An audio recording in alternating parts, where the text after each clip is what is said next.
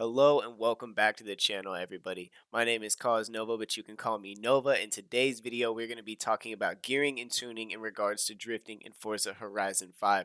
I am the head of Team Revolution. We are a drift team based in the Forza Horizon series. We just transitioned over from FH4 into FH5. I've already done a general tuning video, but the community has asked that I do a little bit more in depth, so now I'm doing a video specifically on gearing for drift tuning in Forza Horizon 5. Today we're going to be using the Nissan Fairlady ZS Twin Turbo 1994. I'm really stoked on this car. I've never driven it before, but it is a 94, and I myself as a human being am a 94 as well. So without further ado, let's get right into it. I've already got the video posted of the build, so if you want to see that, it's a quick vid. I'll link that up right up here. But without that being said, we're going to jump right into the gearing. So I'll see you guys in just a second.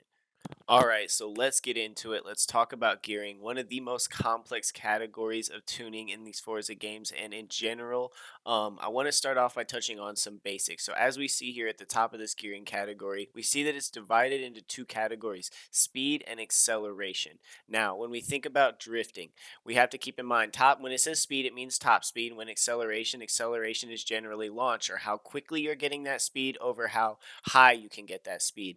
When it comes to drifting, we're looking more toward the acceleration side because we want to get those wheels spinning under the car to get us initiating those drifts. So, generally, a way to work through this, we're going to start with final drive, which is a great way to shorten and lengthen all your gears very quickly. And what I mean by that, to shorten a gear means to basically, if you see down here in the bottom half of the screen, in the bottom right corner, you can see this graph here. And along the bottom half of that graph, you have miles per hour. So, this is going to be your speed. And then on the left hand side, you have the RPMs, or your revs. So this is going to show you at which point those gears are getting the revs and at what speed they're getting those revs. So you can shorten or lengthen that. So you can say like, oh well, I want second to take a long time to burn up to its high RPM till it's rev banging, or you can shorten second so that it's quickly jumping from immediately into second to immediately rev banging, which we don't necessarily want to rev bang as much, but we do want to have high RPMs in our gears, especially for drifting.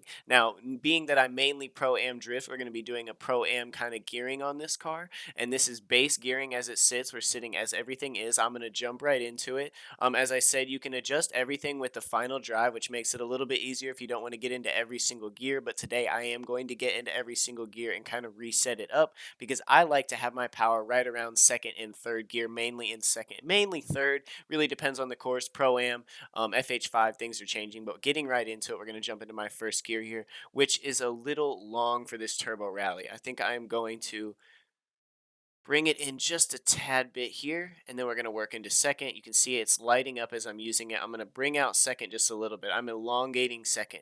So it takes a little bit longer for second to get up to its higher RPM. We're going to do the same to the third. I'm going to elongate third just a little bit, not more than second, but just a little bit, increasing this distance of the graph here. I'm going to do the same thing with fourth and kind of just work it all the way down and try to keep a very nice arc to this.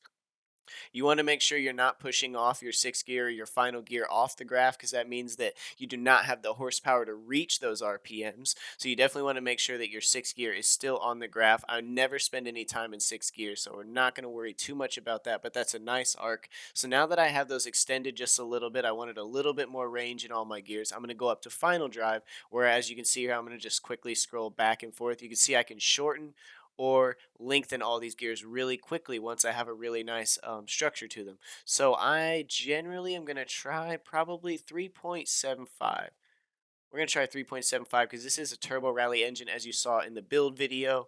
So it's going to have a lot of kick to it. We're going to try this out at 3.75.